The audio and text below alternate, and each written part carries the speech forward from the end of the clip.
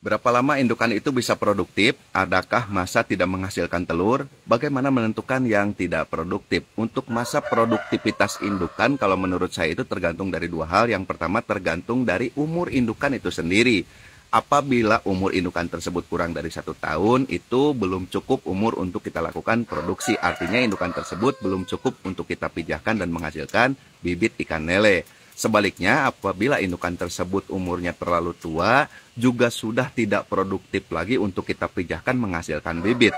Bahkan kalau kita paksakan pun, hasilnya akan kurang maksimal, bahkan banyak gagalnya.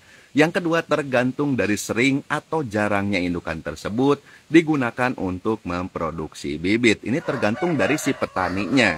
Apakah petani tersebut memiliki stok indukan sedikit ataukah banyak?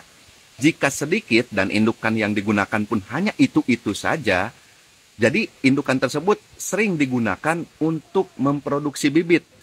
Semakin sering indukan tersebut digunakan untuk memproduksi bibit, akan semakin cepat juga masa reproduksinya. Sebaliknya, jika petani yang memiliki stok indukan yang banyak, masa reproduksi indukan tersebut akan semakin panjang karena indukan yang dia miliki banyak. Jadi bukan hanya itu-itu saja yang dia pijahkan, melainkan banyak pilihan. Dan untuk manajemen indukannya pun akan terstruktur. Jadi pemijahan pertama ke pemijahan kedua itu terstruktur. Seperti yang saya lakukan, jeda pemijahan pertama ke pemijahan kedua itu di kisaran 2-3 bulan. Jadi indukan saya cek di umur 2 bulan jeda istirahat. Kalau memang matang gonat, saya akan pijahkan. Kalau memang tidak, saya urus lagi ke angka 3 bulan. Lalu adakah masa indukan lele tidak menghasilkan telur? Ada, tepatnya di pertengahan tahun seperti ini. Tepatnya bulan Juli, Agustus, September, indukan itu suka tidak menghasilkan telur alias kosong telur. Bahkan indukan yang hamil pun akan mengeluarkan telurnya.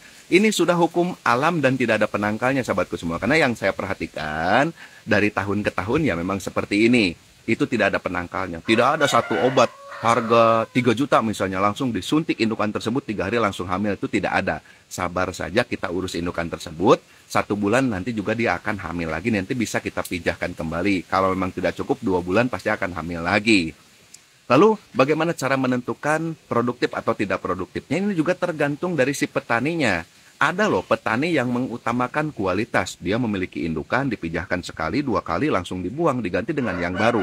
Itu petani yang mengutamakan kualitas. Ada juga yang 4 kali pemijahan, 5 kali pemijahan, induk langsung diganti seperti saya. Saya itu pemijahan indukan setahun hanya 4 kali. Di kelima kalinya biasanya kurang produktif, indukan tersebut akan saya revisi, akan saya ganti. Ada juga petani yang selamanya tidak mengganti indukan, biasanya hasilnya kurang maksimal.